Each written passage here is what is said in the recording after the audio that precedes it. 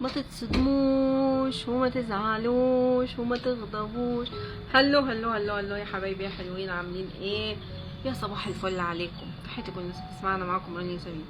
طبعا رسالتي النهارده اللي بوجهها للناس اللي واخده على خاطرها من الناس اللي هي اتصدمت فيها في السوشيال ميديا او على الابلكيشن ده بالذات. في ناس بتقولك احنا بقالنا سنين بنعرف اشخاص هنا على المنصه دي واتصدمنا فيهم. حضرتك اللي غلطت، مش هما اللي غلطانين، هما مجرد يوزر نيم.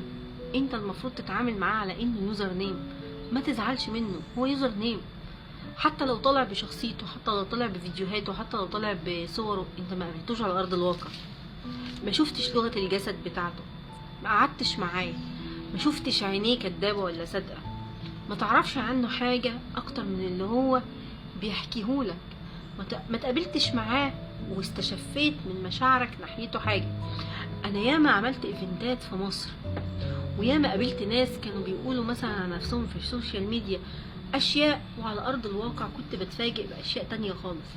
يعني هقول لكم على حاجة، انا من اوائل الناس اللي عملت جروبات في الفيسبوك. انا قديمة قوي في الفيسبوك من اول ما طلع الفيسبوك في مصر. فكان في 2009 انا عملت جروب وسميته جروب ضباط الجيش والشرطة. وبحكم الموقع بتاعي في مصر ان انا ساكنة في مدينة العبور، في مدينة المستقبل، في مدينة العبور، شقتي هناك، كنت بدخل برنامج اسمه تانجو. تانجو ده كان بتعمل سيرش على الناس اللي حواليك في الموقع اللي حواليك وتلعب معاهم. كنت بحب العب في التانجو ده السيارات قوي قبل ما يبوظ البرنامج ده ويبقى وحش كده. فكنت بخش العب السيارات، وكنت بلعب مع ناس كتير، وكنت دايما بلعب في الموقع بتاعي. فكان اغلبيه اللي بيلعب معايا ناس من الموجودين حواليا. فطبعا انا كان حواليا انشاص وحواليا الكليه الجويه. فالناس دي بعد كده كانوا يلعبوا معايا، نبقى اصحاب ويدخلوا معايا الجروب بتاعي في الفيس قبل ما الدنيا تتزحم في الفيسبوك بعد الثورات العربيه. وبصراحه المنصات ترمرم، وكل القاسي والداني كل من بيمسك موبايل بزراير كان بيدخل. كان اياميها الفيس ده اول ما اتعمل مش بنعرف ندخل عليه غير من اللاب او من الكمبيوتر، اللي عنده كمبيوتر او لاب، قبل الموبايلات، قبل ما ان انت تدخل منه من الموبايل بقى. وكان كل يبقى شايل موبايل في اندرويد والكلام ده. لا لا لا لا، كنت الاول تدخل من اللاب او الكمبيوتر بس، وبعد كده تدخل من التليفونات اللي هي العالية. غير كده ما كانش في غير كده يعني. فجينا في هنا في 2011 لما بدأت الثورات العربية بدأ يدخل ناس منتحلين. وانا طول عمري الحمد لله من اول ما دخلت السوشيال ميديا كنت كل ما ببقى في مصر بحاول اجمع اصحاب واعمل ايفنتات. فكنت بعمل ايفنتات، فكنت كتير ايفنتات بقابل ناس شوفوا بيطلعوا على ارض الواقع هم كدابين. يجوا بقى مثلا واحد يقول لك ايه، انا مره واحد جه قال لي انا شغال في السلك الدبلوماسي. اول ما قعد كده قدامي في الايفنت بصيت له كده، انت السلك في البلك على رأي محمد عباس الهلالي، في السلك دبلوماسي خالص. وياما ناس كانت تقول لك احنا ظباط واحنا واحنا واحنا واحنا، ويطلعوا في الاخر اي كلام. ياما ناس كانت تمثل شخصيات غير شخصياتها، وتيجي على ارض الواقع تلاقيهم اساسا منبوذين اجتماعيا. فما تزعلوش من اشخاص انتوا دخلتوا معاهم هنا وتعاملتوا معاهم وفجأة طلعوا اشخاص سيئين، نفضوا. ما تزعلوش من اشخاص انتوا تعاملتوا معاهم بعد كده هم طلعوا يعني نقولها ايه عشان ما نشتمش في الفيديو دوت، عشان في ناس بتحب تسمع الفيديو بدون شتايم. طلعوا مجرد لعبة في ايد ناس تانية علشان يسحبوا حاجة تانية او يسحبوا ناس تانية، اللي هم يعني دلاديل. معلش يا جماعة، هي اسمها دلاديل بقى، سوري بقى مش عارفة اجيب لها معنى تاني، هي اسمها دلدول. فعشان يستفادوا من ورا الحوارات اللي بتحصل. فما تزعلوش من الكلام ده، الكلام ده ما يقهركمش، بالعكس يكفيكم شرف ان انتوا تفضلوا نضاف من جواكم. انا مهما برمي ناس في الزباله، انا كل فتره بعمل حاجه اسمها غربات، بمسك كميه ناس من الموجودين عندي اللي ملهمش لازمه، واللي شفت عليهم عيوب كتير، واللي فيهم حاجات ما ينفعش الشخص ده يبقى قاعد جنبي فيها. ان كل واحد واثق في نفسه، واثق هو وعارف ان في اشخاص تصلح تقعد جنبه، اشخاص ما ينفعش تقعد جنبه اصلا. فبالنسبه لي ساعات بمسك ناس كده واقوم ضاربه الغربال ارمي في اول باسكت. هل انا بفتري عليهم؟ لا، ما بفتريش عليهم. يعني احكي لكم على موقف ساعه مشكلتي انا وهنتر لما تصالحنا مع بعض واعتذر لي بدل مره كذا مره كمان، طلع اعتذر لي على اللايف عندي، اعتذر لي بيني وبينه في الخاص، واحنا بنتكلم مع بعض قال لي جمله، قال لي في ناس من اللي حواليك يا رانيا انت هتتصدمي فيهم.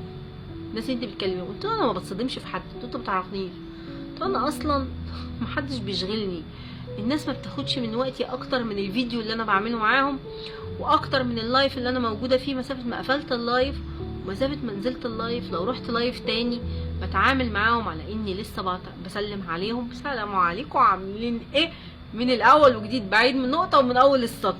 ما بيفرقش معايا حرفيا غير الناس اللي قررت رانيا تخرجهم لعالمها الحقيقي، اللي هم باصدقائها مثلا، خدت بقى ارقامهم ورقمهم وتليفوناتهم وقعدوا يتكلموا مع بعض وقت، خدوا مساحه من حياه رانيا، دول يبقوا حد تاني.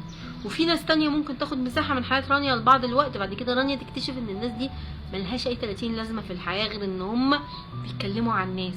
وانا في الاغلب ما بحبش اضيع وقتي في مكالمه، يعني انا اصلا من الناس اللي دايما عامله تليفونها سايلنت عشان ما تسمعش مكالمات كتير، فما بحبش ارد على مكالمه الا لو كان الشخص ده انا مرتاحه للمكالمه دي، او مكالمه في شغل، او مكالمه لمشكله ما هنحكي في المشكله دي، بعد كده مش هنتكلم مع بعض تاني، لان كتر الرغي في التليفون مش بيجيب غير المشاكل يعني، خاصه مع ستات ورجاله يعني ملوش لازمه. فقال لي انت في اشخاص في المنصه دي انت هتتصدمي فيهم، ناس انت بتقعدي معاهم، وقال لي كذا اسم، يعني حتى من ضمنهم كان اسمي كده كنت انا بكلمه عشان يشيل فيديوهاته. قال لي انت هتتصدمي في الناس دي، هتكتشفي ان هم انت مخدوعه فيهم، هتكتشفي ان هم كلهم ديول للحيزبونه، هتكتشفي. انا كنت ساعتها لسه ما اتخانقتش الخناقه الكبيره بتاعتي للحيزبونه دي، وابتديت اكتشف ناس بتحشر نفسها في الحوار لوحديها، وناس من تحت لتحت بتتعامل، وناس عامله زي اسلوب الثعباني والافاعي فاكرين نفسهم جايين يتعاملوا مع تلميذه ميديا، ما يعرفوش ان اللي هم لسه رايحين له انا رجعت منه من زمان قوي، رحته وعملته وليا كتب في التاريخ فيه، يعني اسمي يذكر في تاريخ الميديا في الحوارات والهبد، اسمي معروف في الفيسبوك في تاريخ الميديا في الهبد، اسمي معروف في ويشات مثلا، يعني ابلكيشن ويشات ده قبل ما يتحول لمجرد رسائل كنت بس تقول رانيا سمير في البرنامج ده كان يرد عليك الناس هناك ويقولك الشخص ده عمل وعمل. نفس الكلام في الفيسبوك، قول بس رانيا سمير هتلاقي عندي ناس بتحبني كتير، وهتلاقي عندي اعداء كتير، هتلاقي ناس علمت عليهم علامات ما ينسوها مدى حياتهم لمجرد ان هم ذكروا اسمي وحاولوا مثلا يشوهوا صورتي، علمت عليهم، انا ما اتشوهتش بس هم اللي اتشوهوا لدرجه ان هم اختفوا واتطمست هويتهم، وفي غيرهم اللي فضل موجود بس علامه مسجله، كل ما حد يجي يكلمهم يقول لهم الكلام اللي رانيا قالته او الكلام اللي رانيا طلعته بوثائق، لان انا ما بتكلمش كلام كده عادي، انا لازم اطلع الدليل على كلامي، يعني انا مفيش حاجه بقولها بدون دليل ابدا. فما تزعلوش من اشخاص انتوا تقابلوهم في السوشيال ميديا بيعملوا كده، بتحسوا ان هم خدعوكوا، بتحسوا ان هم انتوا صدمتوا فيهم، بتحسوا ان انتوا كنتوا واخدينهم اصدقاء هم كانوا واخدينكم مصلحه. زعلانين ليه؟ احب اوجه رساله لاي حد زعلان من الناس ديت، خاصه باشمهندسه شيماء اللي حاسه ان هي مصدومه في الناس برغم ان هي كانت في الكلاب هاوس دوت برضو منصه من المنصات اللي هي بتكشف فيها برضو اشخاص كتير تقدر تكشفهم من افعالهم هناك، ومنصه برضو اوبن وفيها ناس كانت بتشتم بس تحس ان الباشمهندسه شيماء اتصدمت في بعض الاشخاص هنا. ما تصدميش في حد، اتعاملي مع كل البشر انهم يوزر نيم الى ان يثبت العكس.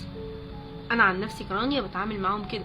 انا مثلا شريف قبل ما كنت اقابله هنا على ارض الواقع كنت متخوفه جدا من مقابله شريف بسبب الاسلوب بتاع شريف من ورا شاشه او الكلام دوت، لكن حرفيا انا لما قابلت شريف على ارض الواقع اتصدمت، شخصيه تانية، شخصيه محترمه هادي. حتى في لنا صديق كده اسمه جو كان نفس القصه لما قابله هنا برضو يقول لي انا اتصدمت، ده حد تاني وطيوب يعني غير الكلام اللي ممكن يتقال، غير.